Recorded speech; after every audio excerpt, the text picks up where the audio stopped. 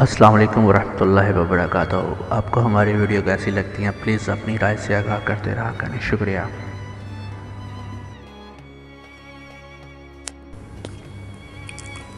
آپ صلی اللہ علیہ وآلہ وسلم کی ایک نصیحت۔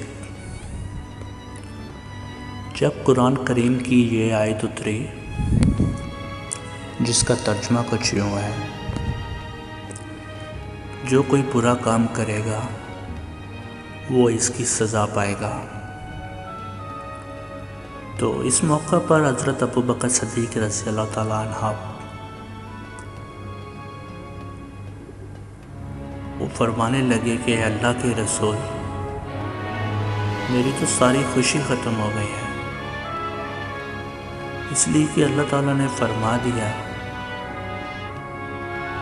کہ جس نے بھی جو بھی غلطی کی، کوتاہی کی، اسے اس کی سزا ملے گی۔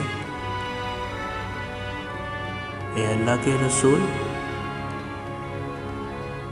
اس آیت کے بعد تو خوشی نہیں رہی مجھے کسی بات کی بھی۔ کون ہے جو غلطیوں سے پاک ہے؟ غلطی تو ہو ہی جاتی ہے۔ تو اس بات پر آپ صلی اللہ علیہ وآلہ وسلم نے فرمایا، صدیق جب تو بیمار ہوتا ہے تب بھی تیرے گناہ معاف ہوتے رہتے ہیں،